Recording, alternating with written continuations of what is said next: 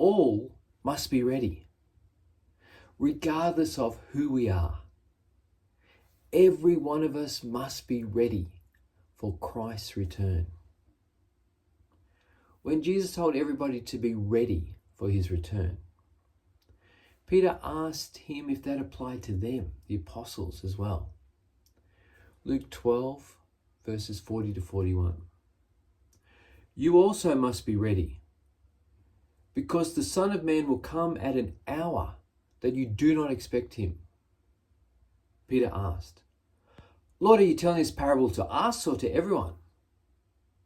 As is shown clearly by the continuation of the passage quoted at the end here, Jesus said that it certainly did apply to them as well. Have you walked with Jesus physically on this earth for the last few years?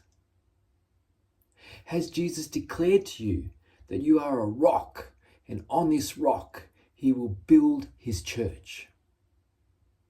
These things were true for Peter. Nevertheless, what was Jesus' warning to him near the end of the passage? He said to him that if the servant who knows his master's will is not ready when his master returns, he will punish him severely and assign him a place with the unbelievers.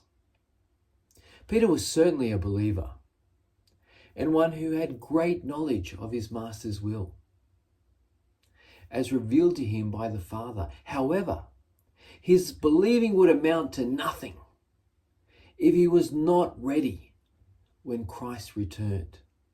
He would receive the punishment that is due to unbelievers, even though he was a believer.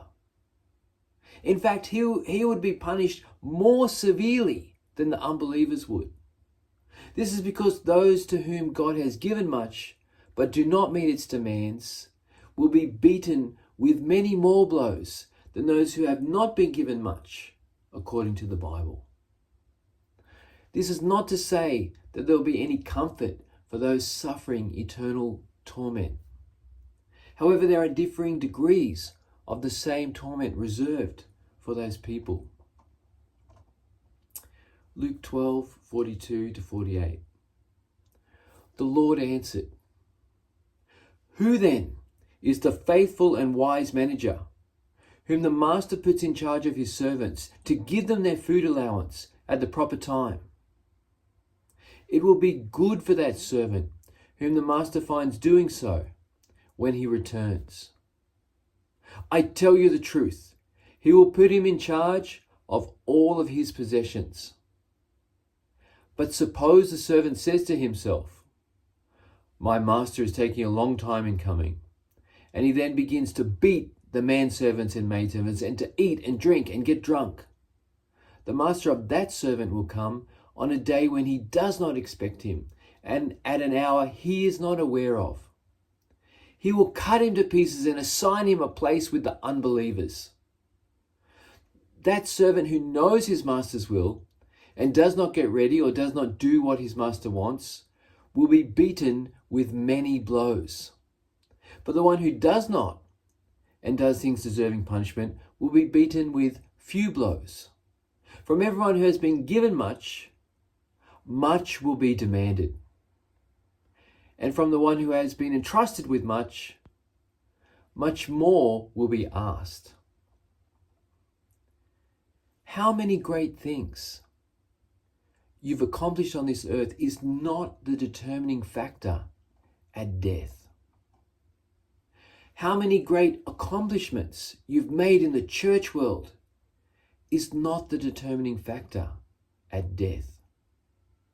How many great experiences you've had with God is not the determining factor at death. It is the state of your spirit at the point of death that determines where you will spend your eternity.